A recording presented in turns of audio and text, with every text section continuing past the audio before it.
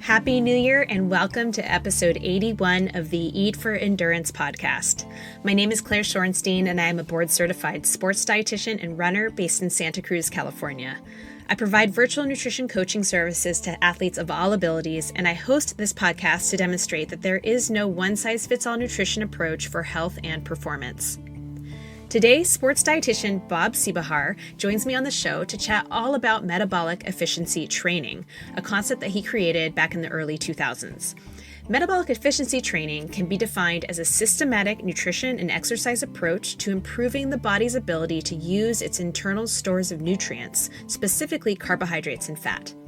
It's also a way to optimize your blood sugar through proper periodization of food using a non-diet approach.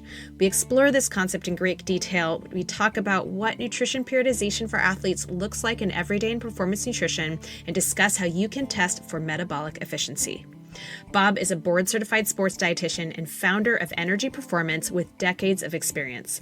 He currently is the sports dietitian for the University of Denver women's gymnastics team and the University of Denver athletics program. He also co-hosts his own podcast, which I love, and it's called Inside Sports Nutrition, with sports dietitian Dina Griffin, who came on my show not long ago to discuss peri and post-menopause nutrition. This was a fantastic conversation, and I hope you all enjoy it and find it useful. So with all that background, let's dive into my chat with Bob Seebohar on metabolic efficiency training. Bob, it's so great to have you here today with me, and I know we've been trying to connect for a while, and we met in person finally at a Now Foods immersion. So I'm really, really happy that you made some time to chat with me today. Oh, I am super excited, Claire. Like you said, it's taken a little bit, but I definitely appreciate the time just to sit down and, maybe give a little, what I like to call golden nuggets to people, right? Absolutely. And I know you have your own show, Inside Sports Nutrition with Dina, which I love listening to. Oh, thank you. So before we dive into today's sports nutrition topic, which is a topic that I know you hold near and dear to your heart, metabolic efficiency training, I'd love for you just to share a little background on yourself, both as an athlete and as a dietitian. Oh my goodness. Well, that could probably take a while. So I'll give you the shortest version possible.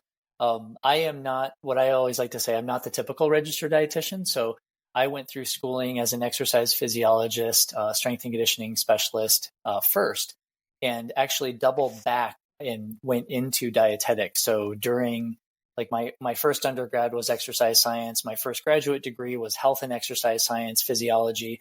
And I always say, I kind of hung out. I kind of stuck around for one more master's degree in nutrition. And that's when I kind of decided to pursue my registered dietitian, because I knew I wanted to be a sport dietitian, right? And back in those days, we used to call ourselves sport nutritionists. And, some of us don't prefer that term anymore.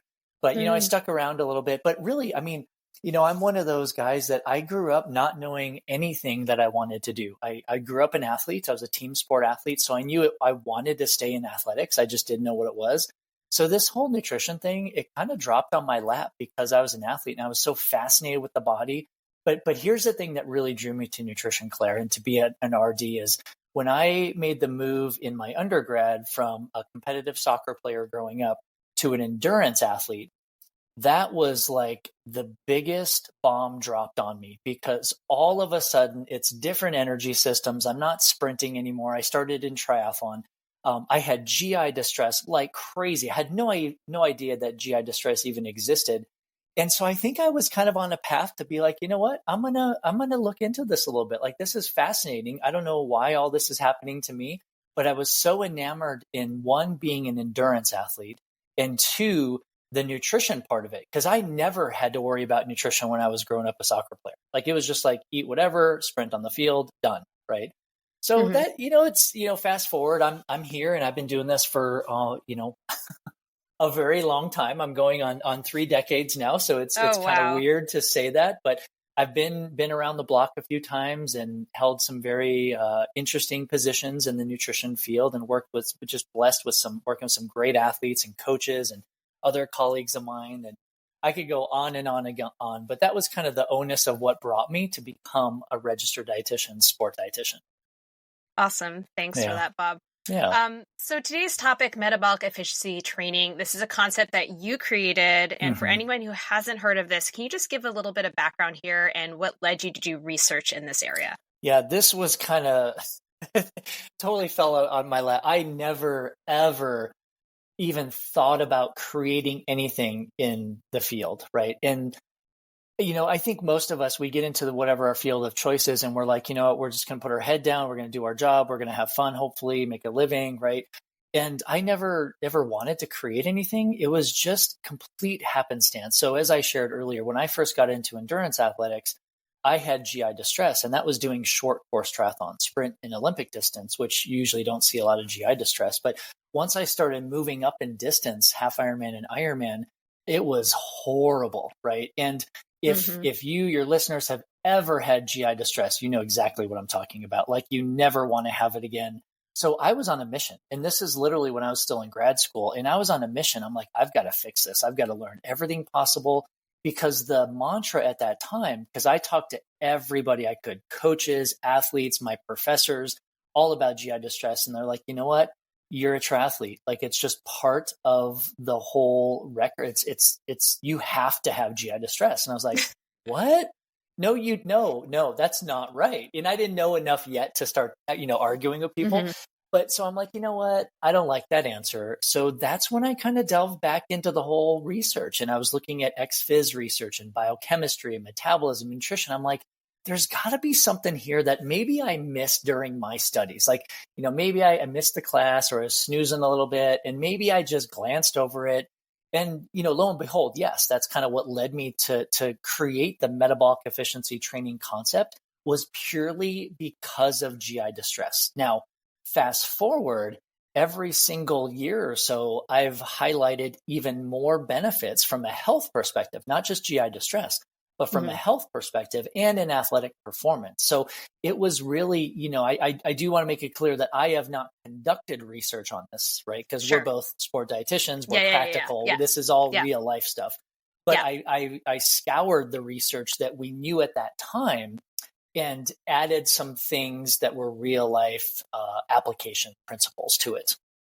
And you've also tested your own athletes. Like, you do metabolic efficiency training. Which we're going to talk about a little bit later. Yes, so I guess that's kind of your own little mini research area. But okay, so what is metabolic efficiency training, and why is it something? I mean, I guess we already answered the why are you so passionate about it. Obviously, it came from this personal experience of suffering. I guess right. Yeah, it is. And trying and wanting to problem solve that, which, I think we've all been in some situation, we can relate something to that. But yeah, so what is metabolic efficiency training? Yeah. So here's the thing. Let me just date this. This was in the early 2000s, right? I'm scratching my head. I'm like, I want to get rid of GI distress. I had a few Ironmans under my belt. Every single Ironman, I'm throwing up. I've got stuff coming out of both ends. I won't be too graphic during the run. And I'm like, God, I've got to really accelerate my knowledge here. Like, what's going on? So, I mean, really, when you look at, so the reason I say that is because we didn't really know, there's another term out there that's been heavily used, and that's called metabolic flexibility. Okay. So I want to bring that up because I have a lot of athletes who come to me and they're like, hey, I don't know what's going on. Like, what is it the same? Like, what is this? Metabolic flexibility is a scientific term phrase that basically describes it, if our body can or how well our body can use fat and carbohydrate, just kind of that flip of the switch, right? Metabolic efficiency training is a set of nutrition and exercise strategies to improve the body's ability to use fat and use carbohydrate efficiently. And that's where that efficiency comes into play. So it's not this scientific jargon term where you're like, okay, I don't really know what that means or how to do it. As a practicing sport dietitian, I was like, I need to teach people how to do this. And that's where the strategies come into play, because I've identified a few nutrition strategies that people can go through. And I think it's really important for your listeners to understand is this is not a diet, right? This flows with us as we age, as we go in between sports, if we get injured, if like whatever it is. It's really more of an ebb and flow wave that goes with us throughout our aging process, which is beautiful because it allows us to drop the diet handcuffs, the diet mentality, that whole thing, and basically periodize our nutrition or change our nutrition to suit our health goals and our performance related goals. So if I can just piggyback onto this, we have stores of carbohydrate and fat in our body.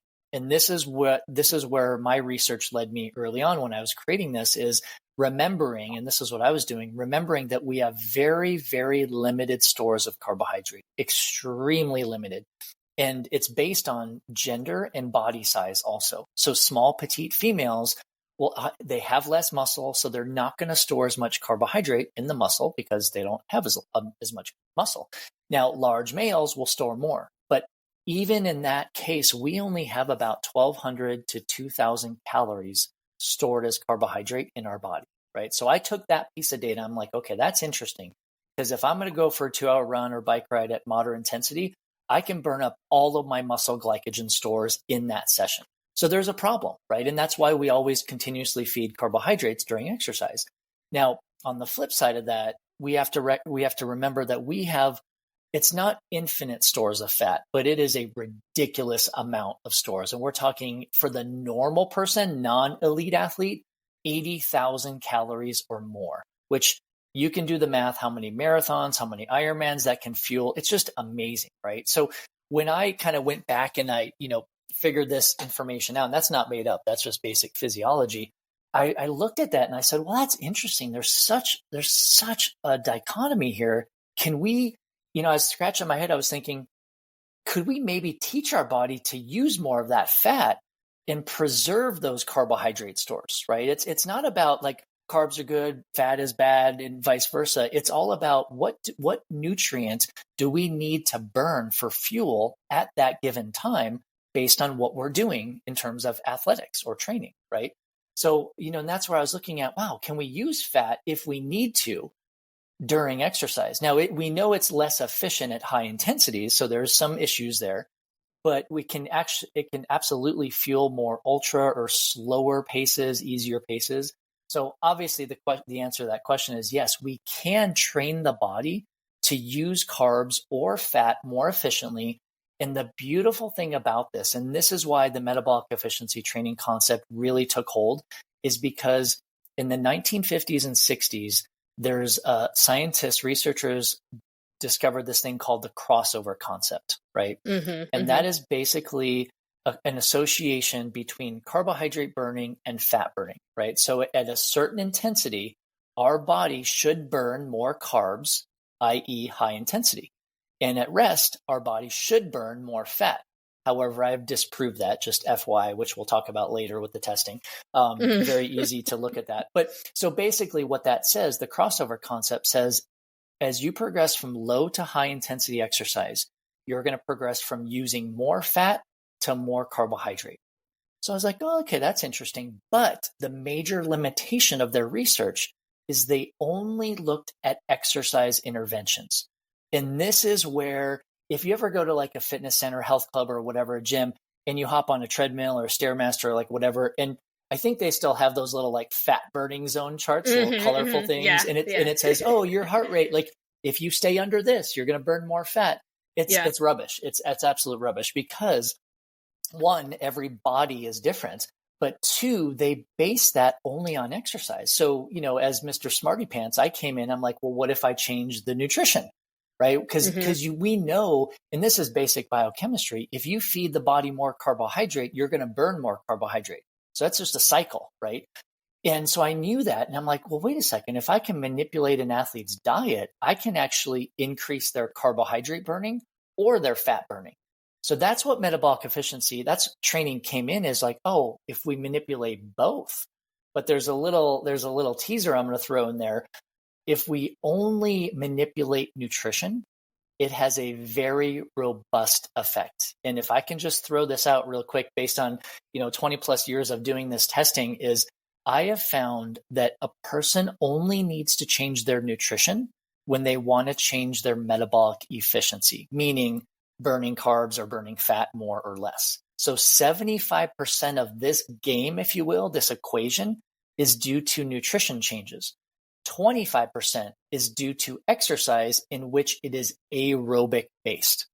That will become important for your listeners who are like, wait a second, because I have athletes tell me this all the time, Claire. They're like, So if I just exercise like in zone 1 all day long, 7 days a week, I'll burn fat. I'm like, well, yeah, I mean, it helps your mitochondria, improves fat oxidation. Yeah. But who wants to do that? Right. I mean, it's boring and it's hard for number two, but Yeah. also you have to consider, like, if we have athletes, even recreational, like you and I are recreational athletes, but we're still competitive with ourselves. Yeah. We're not gonna just, like, it takes a lot longer to develop your mitochondrial fat burning, if you will, abilities through exercise than it does through nutrition. And I'll save that little teaser when we talk about the testing part, like how long does it take? Yeah. Yeah. Yeah. And so thanks for that. It's all such great information. And I think a couple things I want to point out, and we were speaking briefly offline about this, like what this isn't pointing towards is, oh, and then you need to go on a low carb diet. That is absolutely not what this is. It's not what you promote. When we're talking about becoming more efficient at burning fat, I think everyone automatically jumps to, yes, and that's why we need to go low carb and high fat, or and that's why, we need to become more, or the term fat adapted is thrown out a lot. And maybe you can speak to how that term fits in, or I guess it's used loosely in many different contexts. But just to be very clear to everyone, that is absolutely not. Everyone knows that I am a huge supporter of carbs. And we need them. But I think the idea here is that we're being more intentional with our nutrition, and with what we're doing, and we're using carbs very strategically. We might be using different amounts of carbs at different times. And maybe that's a really good segue into what you call nutrition periodization, which maybe listeners have heard that term before, but they don't know what the hell that is. So maybe you can demystify a little bit and kind of feed into, well, what are these nutrition strategies? Or, when you talk about macronutrient balance in the context of metabolic efficiency. So maybe we can talk about the nutrition strategies in that context. Yeah, for sure. And that's, I love that you brought that up, because nutrition, interestingly enough, nutrition periodization is the first concept that I actually created. Like, you see this all over in research right now. It says periodized nutrition. And I'm like, oh, that's so nice, right? But nobody realizes, I mean, I literally published my first book, which was 2004. I believe it was 2004 it was nutrition periodization for athletes, right? But here's the thing. The reason why that came about is because when I was counseling athletes early on in my career, I would ask the athlete, as an exercise physiologist, the question I always ask the athlete first when they come to me for nutrition is, obviously what sport and all that stuff, but what training cycle are you in? Like, what are you doing? Because I need to understand your energy demand. So if you're a triathlete, are you in base season? Are you in competition? Are you in off season? Like, tell me about your training. Tell me about what you're doing. If you have a coach, like, I've talked to a lot of coaches, and they'll tell me, like, within the annual training plan, what the athlete is doing. But here's the thing. What I was noticing was, when I talked to the athlete and I asked them that training cycle, they would be like, I don't know, I just listened to my coach. I'm like, oh, okay. So then I'd ask the coach, and they're like, yeah, high level. Like, I don't really tell the athlete this. I'm like, okay, well, that's an issue. All right. So there's no communication there. And then sometimes I work with strength coaches, and they're like the best at periodizing things, and they share everything with you. Right. So I had 3 different, opportunities, and 3 different people saying, I don't know what my training cycle is. I do know, but I don't share it with my athlete. And then the last one is, I share everything and I plan everything. So I'm like, oh my God, how confusing is this for the athlete? So as a coach and a physiologist first, I came in that I'm like, I just have to get everybody talking the same language. And that's why, because periodization is so crucial in coaching, right? In athletics, that I decided, you know what, I'm just going to put this all together. So we're really talking about, we're creating the same language, because I also saw a lot of young sport nutritionists coming up, dietitians, who are like, I don't know how to talk to athletes. I'm like, oh, okay. So, because they don't teach you about periodization, they don't teach you the physiology. So that was where nutrition periodization was born. What is that? Nutrition periodization, very simply put, is adjusting your macronutrients, carb, protein, fat, to support your energy needs based on your sport, based on your health goals, based on your competitive goals, based on your energy expenditure. So it's very simple. It's just, if I'm going to go out for a 5-hour run, well, I'm going to adjust my intake accordingly. But if I have a week of active recovery, I'm going to adjust my intake accordingly. So that's exactly what you're saying, is just adjusting these macronutrients. And it's certainly, it's not shaming nutrients. Interestingly enough, when I created both of these concepts, nutrition periodization and metabolic efficiency training, that was literally, Claire, before any of this keto or LCHF, Mm-hmm. low carb, high fat, really hit the fan, right? It existed. We know keto goes back hundreds of years, low carb, high fat, 100 years or so, but it wasn't in the press, right? So this has been interesting for me because I've seen, metabolic efficiency training has evolved, right? But kind of in there, LCHF and keto has come in, and all of a sudden, and you've probably heard this, athletes are like, oh, so I need to go keto to be metabolically efficient. No, that's not what we're saying here, right? And that's that whole fat adapted, or it is carb cycling, or I don't know. I mean, there's so many terms thrown around that are not exactly the same as this, but exactly. And it just comes down to just periodizing your macronutrients based on health and performance needs. But this is the way I like to give the visual. If you think of a bell-shaped curve, this is metabolic efficiency training. Okay, so bell-shaped curve, we know there are always outliers. It's always about a 2 to 3% outlier on the left and on the right.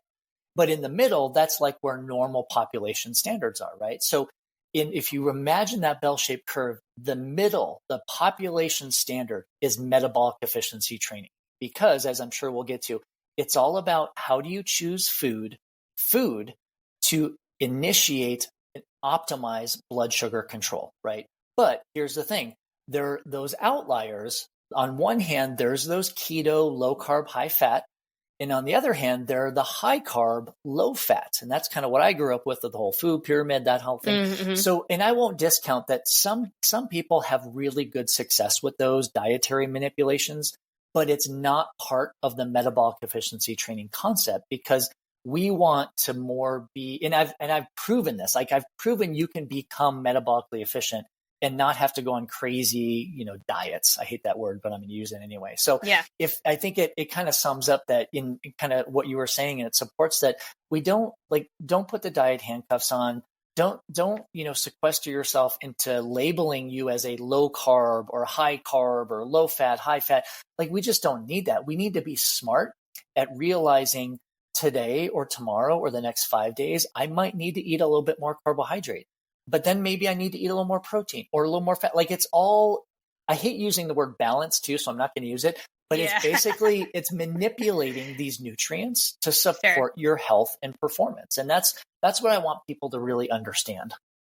Yeah. And I think the idea, I mean, to say in a less kind of fancy, I mean, not that periodization is a very fancy word, but you know what I mean? To say in a very simple way, and we see this all the time, if you're looking at a whole week of eating and training, and even if you're very much just a recreational athlete, maybe you're not even training for something, but one day you're running for 30 minutes or 45 minutes, another day you're running for 3 hours, 2 hours. Yep. I mean, even something like that, you're not going to eat the same way. You can't eat the same way, and your day is going to look different, or maybe you do, and you're going to suffer the consequences if you do. Yeah. So I think it's kind of looking at both micro and macro level changes that we're making to our diet, much the same way, like if you look at training, and as you said, like there's like this bigger picture, like there are these micro cycles and kind of macro cycles to your training. So we always have to kind of match and adjust our nutrition to whatever's going on in our life, including in our training, because there are other things going on in our life, of course.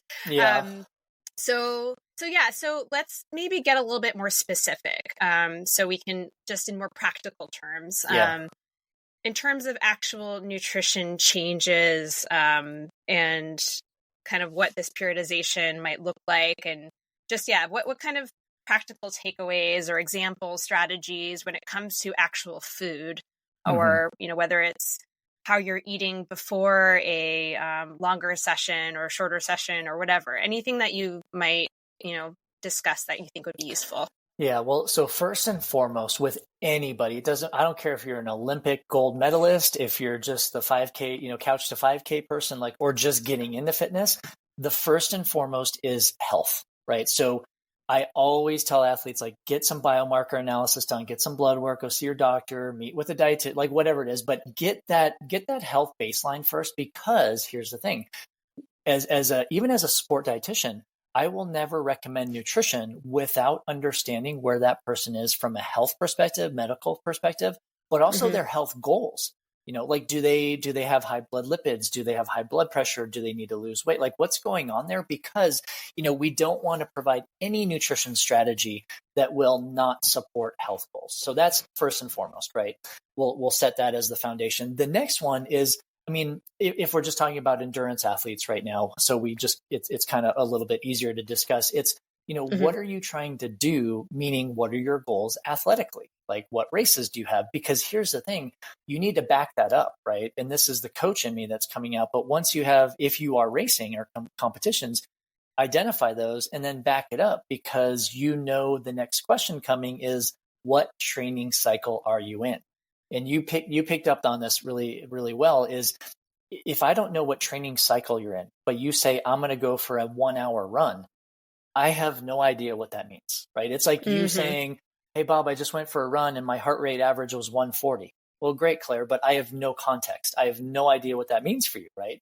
So, but if you say, oh, I'm in base training, like maybe I'm a couple months in, I'm in base training, I'm going for an hour run, all of a sudden my mind switches to, okay, that might be more aerobic based. But then I'll ask, I'm like, is it an aerobic run? Are you doing some hills? Are you doing some intervals? Because here's the thing, your training and training cycle will dictate how you match your macronutrients, i.e. food, into your body, right? And so what we know, and I can go down the road here, but so we know that we have to identify the goals of the training session, and then we align that with your energy needs, right? But there's a lot of other kind of slippery slope here. Like, what if you're going out for a run at 5:30 in the morning versus 12 o'clock in the afternoon, right? So there's a lot of what if scenarios. Yeah. But I think for your listeners, understanding health first, then second is, oh yeah, okay, so maybe my race is like 8 weeks out and I'm doing a lot of speed training now, and again, if we could just put it into running as an example, because that's kind of easy. If someone runs 5 days a week, maybe they have one long run a week and they have 4 shorter runs. Maybe one is an aerobic run, one is hills, one is track, right? So all of a sudden we're segmenting those based on energy system dominance. So on the track, it's going to be, it should, right, be more anaerobic. Yeah.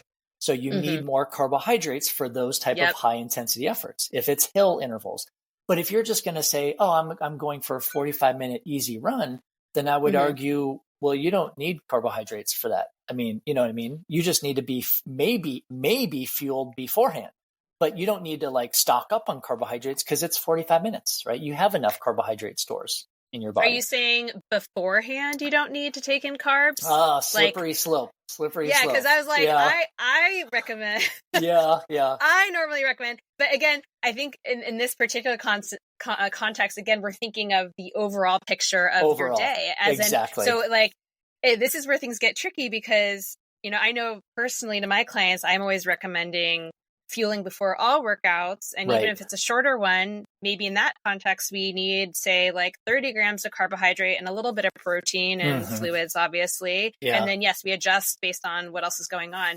But if we're looking at the overall picture and, hey, you need X number of carbs per day, and then we're looking, hey, you're doing this volume. So it's like sure, you could do that workout fasted. It's just an easy run, but you're kind of putting yourself in a little bit more of a hole, and this is an opportunity to fuel and so forth and so on. It's a double-edged sword. One. It is. So I'm curious your thoughts on that. Yeah, it's so individual dependent, and you can even pick genders. Although I think that the whole fasted and gender discussion is a little bit overused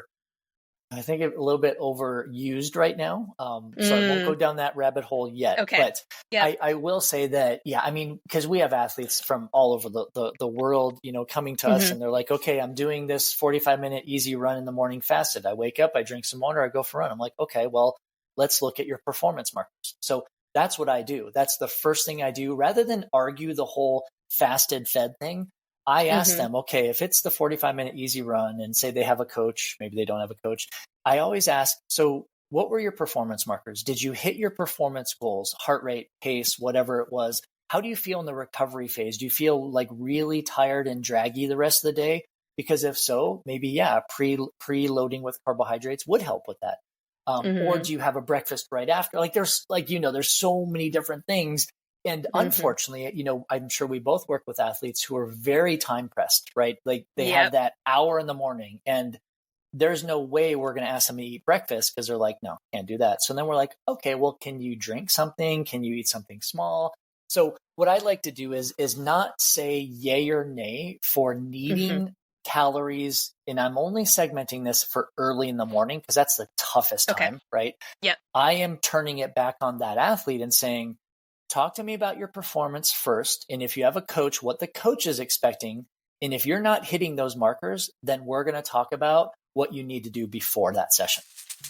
Hey everybody, just a quick break for a few exciting announcements. First, I am now selling Eat for Endurance merchandise. I have trucker hats made by Boko Gear. If you're familiar with this brand, these technical truckers are amazing. They're made with really high quality fabrics. It's a great design. I'm giving free shipping, and for a limited time with every hat purchase, you get one of my awesome 2x4-inch stickers for free. This is a great gift for yourself or for another athlete in your life. So just head on over to my website, eatforendurance.com, to order the hat, or you can also just buy the sticker, and all proceeds help support this show and the free content I provide. I also want to share that the new course that I am creating called Peak Performance for Endurance Athletes, Your Ultimate Guide to Strategic Fueling, it is coming out this month. This will be a pre-recorded self-paced course covering just about everything you want to know about performance nutrition as an endurance athlete, and there will be opportunities to purchase one-off race nutrition strategy sessions that are only available to people who buy the course and will be well below my usual one-to-one coaching rates. So if you'd like to be notified when it comes out and to snag a 10% subscriber-only discount, please visit my website and sign up for my email list. You will also receive a free 3-page download on winter fueling tips for endurance athletes, an awesome little handout, and it is completely free. All you got to do is put your email in there. Lastly, you can support my show in a few other ways. You can subscribe to the show, rate and review it. And of course, I have a Patreon page that I link to in the show notes, as well as on my Instagram profile and on my website if you would like to donate a few dollars. All this, again, helps keep this show free and keeps the free content going. I really, really appreciate your support. All right, let's get back to the episode. So then how does this play into, actually one more thought there, because a lot of my clients, and I'm sure you have a lot of these too, it's like they start their day and then it's just hard to get them to eat consistently, eat enough. And again, that's kind of why I'm always saying, just take advantage of the opportunities when you have them. Let's just try to get it in. Yeah. I almost exclusively are recommending that. Yes, there'll be some people where maybe they don't, but almost entirely do that. But yeah, so we're talking about metabolic efficiency and this whole idea of trying to make ourselves more efficient, better fat burners and all of that. And as you've talked about, like, yes, this does happen as part of the natural training process as we become more trained athletes. But then from a nutrition perspective, where do things like this play in? Like, what are the things that are helping us become better fat burners from the nutrition perspective? Yeah. Well, let me first add before we get of off this topic. I love what you said, because that is, you said basically if the person doesn't have a lot of opportunities to eat throughout the day. So now, like, there's a big red flag that goes off in my brain, because now it's low energy availability, and that's the last thing we want. So if I have an athlete who's like, oh yeah, I'm going to be in work meetings, or there's no way I'm skipping lunch, I'm skipping snacks, then I'm like, okay, then we need to start the day with food. Like, I don't care. We need to, right? Absolutely. Hands down, because that's the worst thing, to be in low energy availability. We know there's a lot of health implications and detrimental things that can happen from that. So that was that. I just wanted to circle back with that. Totally. With metabolic efficiency training and kind of where it works out here, this is the beauty of it. Like, it is literally all about controlling blood sugar, right? So if you start with that goal, like, that is the epitome of metabolic efficiency training. So listeners are like, okay, metabolic, that's a mouthful, but optimize blood sugar. Okay, yeah, I got it, right? The reason why you want to optimize blood sugar is not only does it give you steady energy throughout the day. So think about brain functioning, right? We don't have those lulls. We don't have that the brain, the cloudiness, I call it, right? Brain fog, whatever. We don't feel like we need that nap between 1 and 4 p.m. But physically also, if you think about having more energy throughout the day, here's what I tell athletes all the time. I'm like, if you have steady energy, you could train anytime. Like, you don't have to plan I'm going to be so useless in the afternoon and the evening, right? So that's one thing. Two, we know there are a host of health benefits from controlling and optimizing blood sugar, from sleep to decreasing chronic diseases, like you name it. It is so supported in research. So finally, to your question and answer, how do we do this through food? Well, we know that if you combine protein, fiber, which is carbohydrates, so think fruits, vegetables, whole grains, nuts, beans, those kind of things, seeds, and fat. If you combine those three nutrients, it's kind of like the no duh, right? But if you combine them, it actually stabilizes blood sugar. And this is what I always share with athletes. Easiest way to think about this. If you eat a banana, right? A lot of people eat bananas. They like bananas. Bananas they're a fantastic source of carbohydrate, right? But if you eat it by itself, it will actually raise your blood sugar quite quickly, and you'll feel great for about 10 to 20 minutes. But then it'll decrease your blood sugar and kind of cause that crash and burn or that spike. So, I'll tell you why we don't want that spike here in a second, but we don't want that because, let me say this, 90% of the time, we don't want that to happen because it's not good for our brain. It's not good for our recovery. It's just not a good thing because it's not stabilizing our blood sugar. But if you added like a spoonful of nut butter with it, because nut butter has protein and fat and carbohydrate, all of a sudden the blend of the nutrients brings the blood sugar a little bit more manageable so it doesn't spike. So I should answer the question, why am I talking about the spiking, right? If I can talk about that, because your listeners are like, well, who cares, right? Yeah. The who cares about it is when your blood sugar spikes, what happens physiologically in your body is it actually, let me go back. When your blood sugar spikes, you have excess blood sugar in your blood, right? Your body doesn't like it. It really doesn't like it. So it's going to send a signal to your pancreas to release insulin. Insulin is, I don't know why people shame insulin. It's a fantastic hormone. It's got a lot of different functions. And one of its functions is to reduce blood sugar. So it kind of takes all that high blood sugar in the blood, gets it into the cells. So we go on about our day. But here's the thing. When we do that, two things. When we do that too frequently, I use the analogy, if you are at my front door knocking for 3 days in a row, Claire, and you don't let up, right? There's either going to be a little dent or a hole in my door, or your knuckles. I mean, you're not going to have any knuckles, right? You're going to be bleeding, right? That is your pancreas, right? So the more you ask your pancreas to secrete insulin, the more it gets worn out. A worn out pancreas not secreting insulin leads to insulin resistance, which can lead to diabetes, right? So we don't want the pancreas to overwork with too high blood sugar, too low blood sugar, too high, too low. We don't want that, right? The second thing that why we don't want to have a spike is more from this whole fat oxidation, fat burning standpoint. So, and this is biochemistry 101. This is not Bob Seebohar making this stuff up. When your blood sugar is high, right? Insulin is high. One of the thing that happens when insulin is high through this enzyme called hormone sensitive lipase, it actually almost turns off your body's ability to mobilize, i.e. burn fat. So when your blood sugar is high, your body goes more into a fat storing mode, and then it accelerates carbohydrate burning. And remember I said 90% of the time you don't want that. 10% of the time you might want that, because I'm just thinking like before a hard training session, before like a 5K, 10K, half marathon, like you want a lot of sugar just floating around in there. So you're ready for that higher effort, right? So there is a time and a place. You just have to put that into context. But hopefully I explained that well enough, like why you don't want that spike in blood sugar. And literally it's all about protein, fiber, fat. And I know it comes back to the basics, but then choosing the proper proteins for that person, right? I'm not going to say there are good and bad foods. I hate it when people say that. There are, if someone has an intolerance, an allergy, or medical disease state, right? Then we know there are bad foods for sure. But for the most part, we just, like what I help athletes do is identify what proteins they enjoy. It can be plant-based. It can be animal-based. What fiber sources, like what fruits and vegetables do they like? What beans do they like? What nuts do they like? And then what fats do they like? Like, do they like avocados, like olive? Like, what are they using? Because then we can help them create menus and meal ideas. It is like, if you think about it, maybe it's just me, but it literally is that easy. If you just think protein, fiber, fat, control, optimize blood sugar, check. Yeah. And a couple things. I mean, number one, so what it isn't is like, oh, in this week you're going low carb and in this week you're going high carb. So that's not at all what we're talking about. It's thinking about, well, what is the work that I'm doing? What training cycle am I in? Which is really, I mean, it is very, I mean, I don't want to necessarily use the word intuitive, but it makes sense, right? Yeah. It's common sense in that, oh, I have increased volume. I'm like later in a marathon training cycle or whatever it is that I'm doing. Like, obviously, not only do I need more food, I need more carbs because I'm doing more work that requires carbohydrates.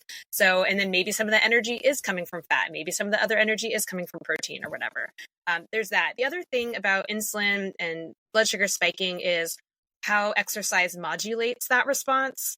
And I didn't know if you wanted to speak to that a little bit, because I know some people, this has come up like, oh, well, because I often, like a very common strategy among many of my athletes, and I know I do it for myself, is, oh, hey, I'm going to take a gel or whatever it is, shoes, etc., like 10 minutes before I start. That's fueling that first chunk of time. And then I, fuel right away. Like, that's such a common strategy.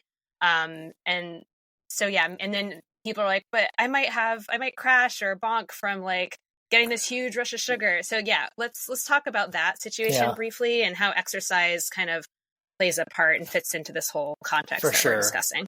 Yeah, the easiest low-hanging fruit there is what you were describing is called reactive hypoglycemia. Yes. And it's a real thing. Unfortunately, and I don't know the stats off the top of my head, but it is very low incidence of people who actually have that. So, but I have met a few athletes who do have it, and it's kind of scary. You're like, oh, okay, we need to really be careful about that.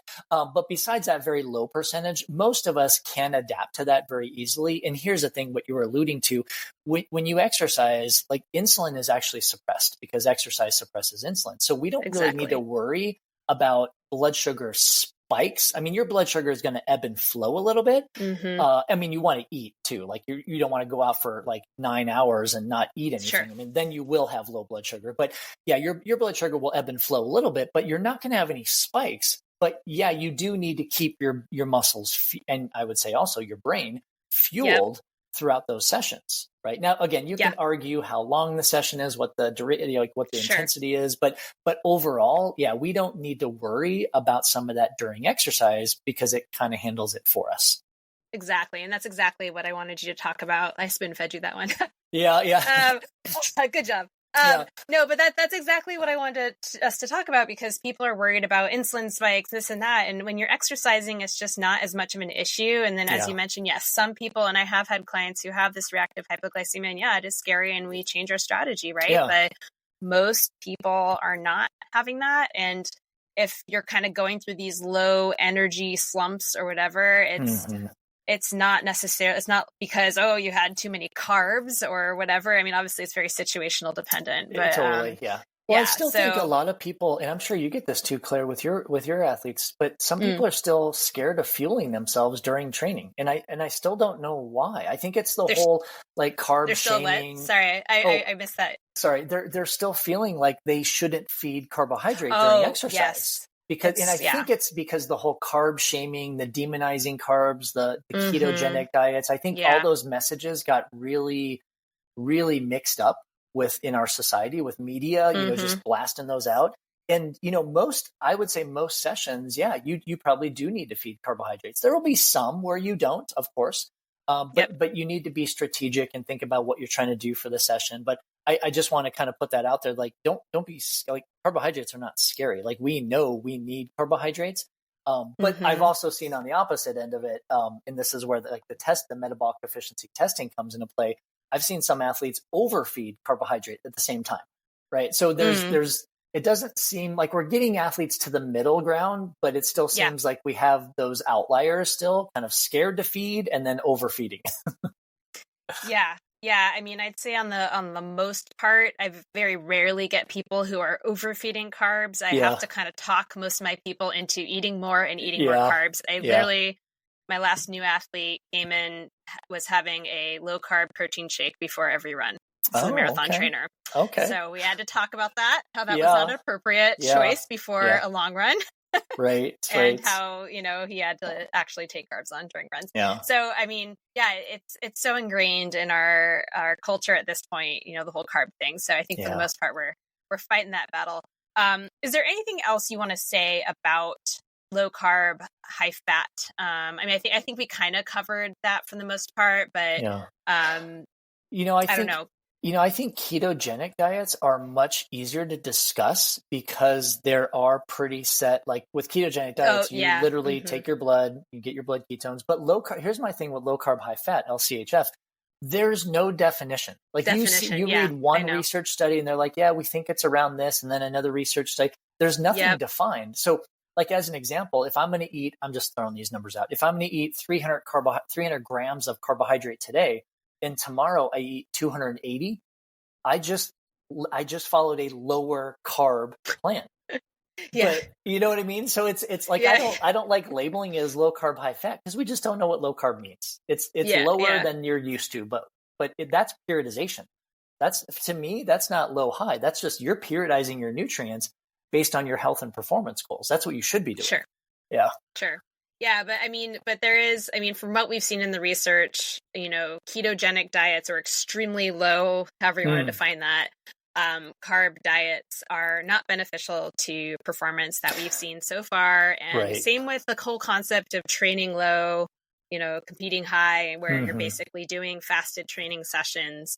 And that could actually, if done in a chronic way, can hurt performance and health markers. So again, it's really being careful and not interpreting what we're saying as we have to go super low, like even in the off season.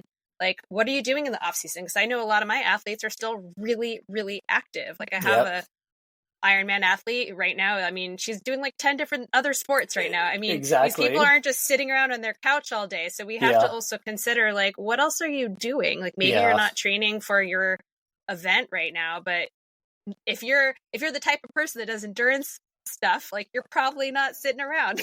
Totally. So you still need some carbs in there. All right, let's move on to testing metabolic efficiency and what these results tell us. Because I know that you do metabolic efficiency testing. I know that there are other places where you can get tested. So why don't you kind of describe that a little bit to us? Yeah. So I knew early on when I created this concept, so the physiologist came out at me. I'm like, you know what, if I'm not able to justify what my, theories are, what my hypotheses are, I can't prove this, right? You always want to kind of prove or disprove your null hypothesis. So I'm like, oh, wait a second. I can easily create a physiological test for this. So I did. I just took basic, it's like, think of a VO2 max test, which is hard. It's an 8 to 15 minute effort. It's super hard.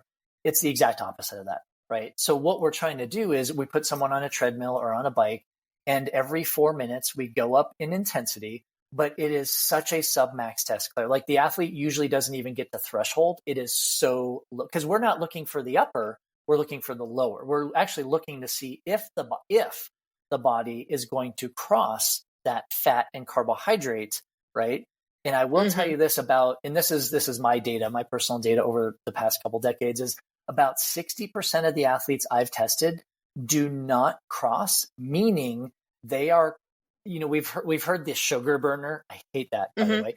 But they are burning more carbohydrate even at lower intensities and not burning a lot of fat. Now, in my mind, that's not such a great thing from a health perspective, because then you have high fasting blood sugar, HbA1c is higher, right? It's not good for the pancreas. So I try to kind of fix those athletes. But anyway, back to the testing. Super easy test. It's about 30, 45 minutes with a warm up and cool down. It's very submaximal. But I want to make sure that people understand this, because this is a question I get all the time is, athletes come to me and they're like, hey, I want to get heart rate zones. I want to get all this stuff. I'm like, no. Metabolic efficiency testing is a nutrition assessment. It is not a performance assessment. It allows experts like us to look at that data and say, okay, based on your physiology right now and your nutrition intake, this is how your body is responding. Now, once we change nutrition, it can respond differently. So what do we get from the test? We learn a couple of different things. We learn, number one, if your body is efficient at burning fat at rest, but also at low to moderate intensity exercise. And also if your body kind of has that cross, which I call a metabolic efficiency point. So that's like the textbook, right? So we learn if you're efficient in doing that.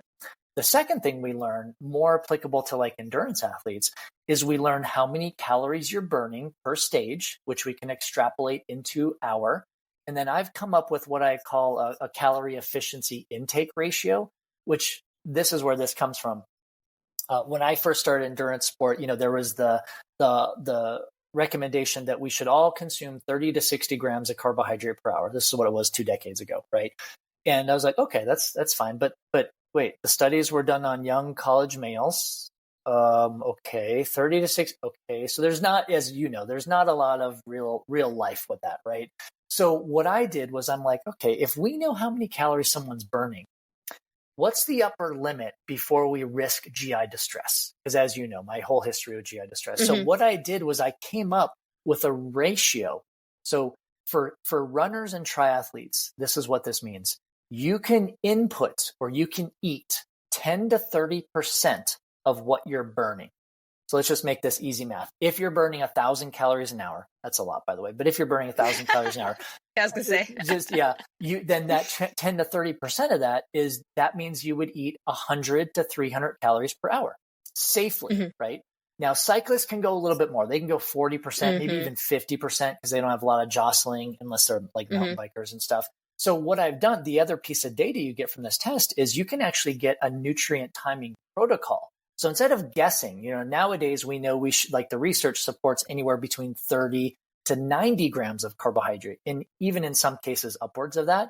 120, yeah. Yeah, right. So now there's a bigger range, which is, it's great, but it's not so great for the athlete because now they're confused. Now they're like, wait a second, I have 60 grams of a range here. Where do I fall?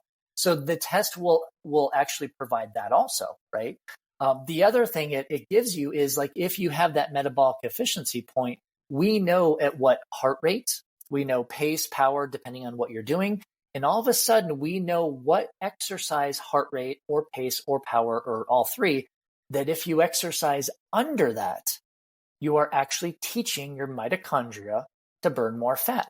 So now you kind of have a little bit of a loose exercise prescription at the same time. Even though it's not performance-based, we know that happens. Now, here's the beauty of testing. Like if you don't have a metabolic efficiency point, if you came out to see me in Colorado and we put you on the treadmill and you're after the test, I'm like, wow, Claire, I've got some news for you. Like you are so efficient at burning carbs. That means you're so inefficient at burning carbs. But basically, if you're efficient burning one nutrient, you're efficient storing the other. So it totally depends. Like I've worked with Olympic level athletes where I want them burning more carbs, right? Depending on their sport and their distance and everything. They need to burn more carbs. But I've also worked with like ultra runners or stage racers who are going to be out there forever. Like maybe we don't want them burning as many carbs because we have very limited stores. So that's the beauty of testing is knowing where are you at now? What dietary changes do you need to make to improve your health, but also align it with your performance goals? So Claire, I know you're a runner, right? So if you came to me and you're like, hey, this year is all about 5K, 10K, like I'm going for it. I'm going like speed. That would never happen. Yeah. It may be more like this year is good. I'm going to run a 50 miler. Yeah. But the nutrition goals and the data should be different to support the 5K, 10K speed. But then the next year, you're like, hey, I'm going to go up to 100 miler. And then I'm like, okay, we need to switch gears here. Let's test you. Let's see how inefficient or efficient you are. And let's switch around your nutrition. Like that's the whole beauty of periodizing. I would love to, where can you get this type of testing done? Thank you. Good question. I know. I think it's on your website where you have places. So it's basically like a VO2 max test, but at a lower effort. Is that what it is? Essentially, it's a different protocol and a lower effort. Yes. Here's the thing. So I created this 2012. I created my certified metabolic efficiency training specialist certification. Yeah, I saw that. Right. So I certify health professionals, medical professionals, coaches, fitness professionals, not just the normal athlete, but they have to be, in our business, in our trade to be helping athletes. Yeah. So the reason I say this is because, you can find all that information on my website, Energy Performance, but I also list if they provide the testing. So if you go there first, you can go, I have it based on state. So you can say, okay, California, who's here? Okay, got it. But here's the other thing.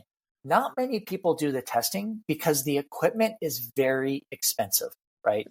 So here's what I tell athletes. I help athletes all the time find locations around them. If you can find somewhere that does VO2 max testing, they can implement the metabolic efficiency testing protocol. They just need to know what that protocol is.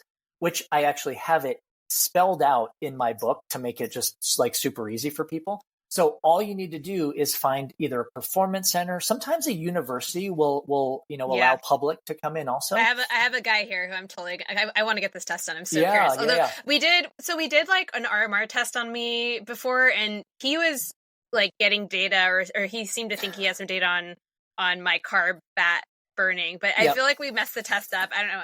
I don't know, something happened. It got messed up. So I wasn't really I wasn't relying on that info too much, but I think the results were basically like, I'm not burning enough fat. So right. Yeah. I'm really curious. I'm really curious to see and do that. So, okay, I'm going to totally do that.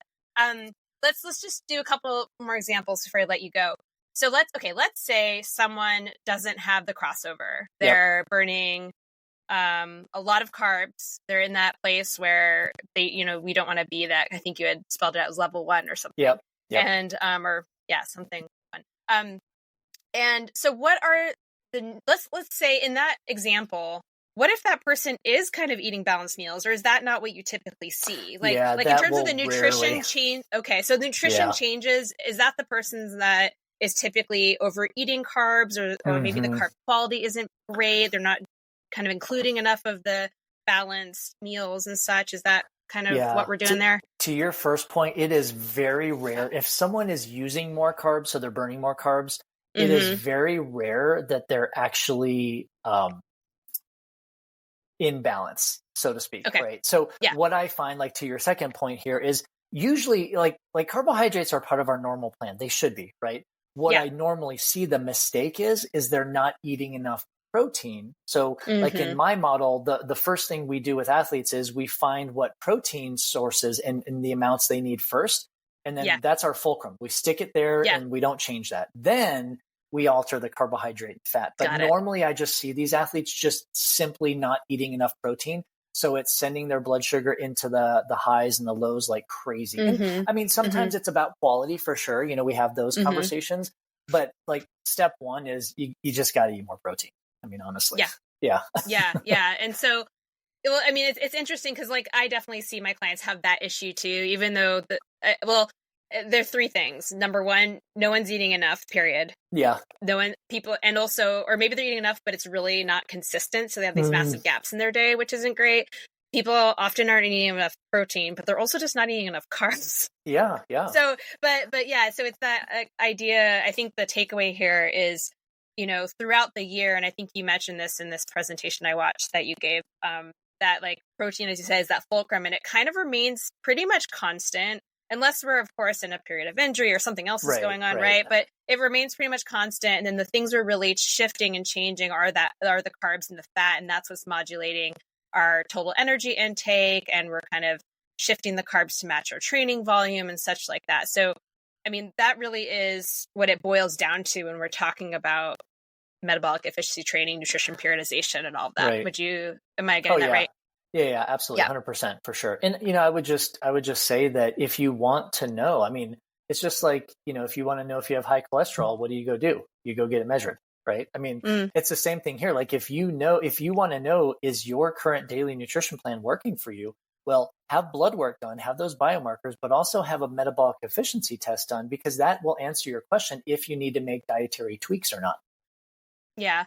And in the absence of the test, like obviously, you can also just evaluate your everyday diet and kind of look at it and be like, if I keep like a 3-day food journal, let's take a look. Am I including protein? Am I including all these different foods that I'm supposed to be including? Am I eating consistently? Like, obviously it's always better if we can get tested, but maybe it's not available to everybody. So, totally. I'm always recommending to people, if they don't have the ability to work with a sports dietitian or to go get tested or do all these things, like, can you just jot everything down, listen to all podcasts, I put out, you've put out all this information out there. I know it's a lot of stuff out there, but, and then just kind of try to use your common sense, because really it comes down to pretty basic, boring stuff. Like the nutrition that we're recommending is nothing sexy or exciting. It's really, it is pretty boring and common sense a lot of the time. And just see what you yourself can put together. That's often what I'm saying to people, just as a starting point. It's better than doing nothing, right? It's true. Because there's just so much floating around in media. We're just overloaded most of the time. 100%. Yeah. All right, I'm going to do some quick bites questions and I'm going to send you on your way. Okay. What is your favorite pre-workout meal or snack? Oh, I love peanut butter. So I usually, and it could be any nut butter. I just love peanut butter. Usually like a spoonful or two. But here's the thing, it depends on the workout. Because I'm not going to do that before a high intensity because that'll come up. It's just, I'm so prone to GI distress. But no, I'm a big peanut butter-aholic fan. Would you have peanut butter on anything, or you're literally just having it by itself? I mean, maybe a banana, but here's the thing. I mean, peanut butter itself is so blood sugar stabilizing. It just works. But if I know if I need extra carbs, then I will add a banana to it for sure. Yeah. Okay. What about post-workout? Post-workout, here's the thing. It kind of depends on what I need because not many people, sorry for this, and this isn't going to be a quick bite, but because people, you need to realize, what are you doing next, right? If I have 2 sessions a day or if I'm lifting later, then I will rush. And smoothies are my jam. Like I love smoothies. Put whatever you want. Like I always put whey protein powder in there, right? So fruits, veggies. I mean, that's my go-to no matter what. But because exercise suppresses my hunger as it does many athletes. But if I know I need to get something in and I'm not hungry, it's all smoothie based, right? Absolutely, hands down. But sometimes I might not do anything until I'm actually hungry if I don't have another session until tomorrow.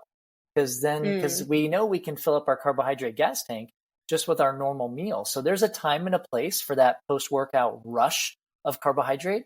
And there's a time and a place just to listen to your body. Oh, that's interesting. So how long might you wait?